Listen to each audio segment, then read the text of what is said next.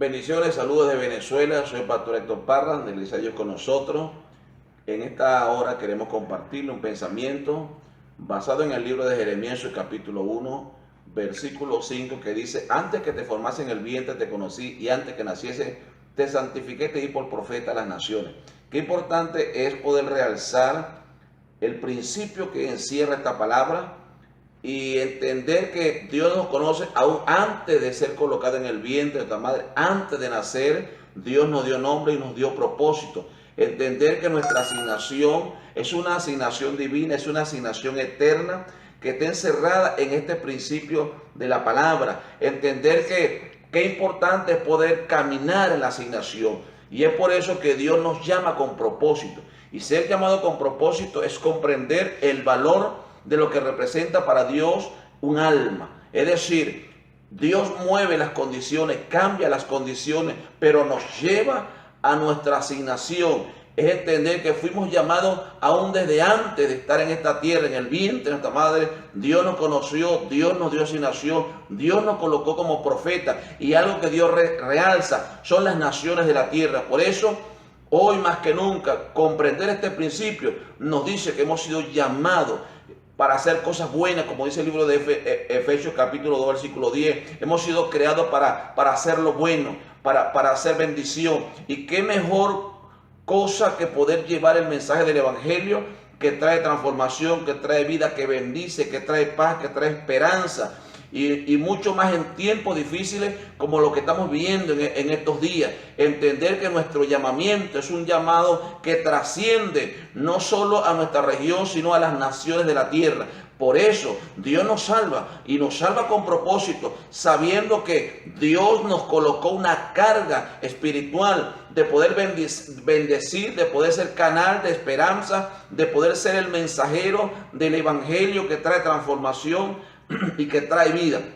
Cuando Dios nos llama, Dios coloca de su gracia, y hoy Dios quiere que de esa gracia nosotros podamos compartir. Da de gracia lo que de gracia hemos recibido, y entender que tenemos un alto valor. Fuimos comprados a precio de sangre. Entender que el Señor se dio en la cruz, derramó su sangre, nos lavó, nos limpió, nos santificó, y esa santificación nos lleva a entender que caminamos en la dimensión del Espíritu, que imparte vida, que imparte esperanza, que lleva a la salvación y a la vida eterna. Entender que somos empoderados con propósito. Y cuando vamos a la palabra del apóstol Pedro en primera de Pedro capítulo 2 verso 9, nos habla que somos linaje escogido, real sacerdocio, nación santa, pueblo adquirido por Dios para anunciar las virtudes de aquel que nos llamó. Es decir, tenemos un llamado a anunciar las virtudes de aquel que nos llamó, a anunciar el Evangelio de Jesucristo, a anunciar las buenas nuevas, y entender que en ello tenemos una identidad en Cristo.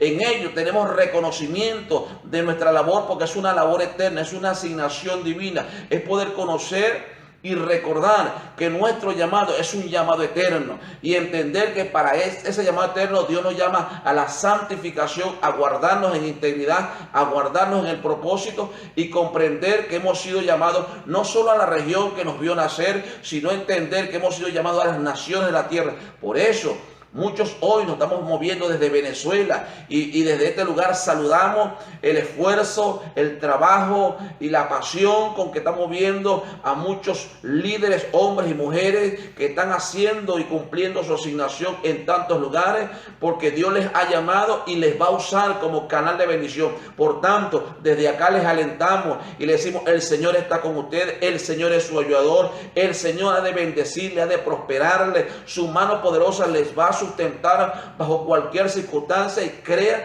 que la victoria ya ha sido entregada, porque usted tiene un llamado eterno, y el llamado eterno es alcanzar las naciones de la tierra. Por eso desde este lugar les felicitamos, les bendecimos y nos despedimos de la generación Dios con nosotros, una generación conquistadora, y desde acá bendecimos al pueblo de Israel, bendecimos a Venezuela, y le damos un fuerte abrazo por la labor y el esfuerzo.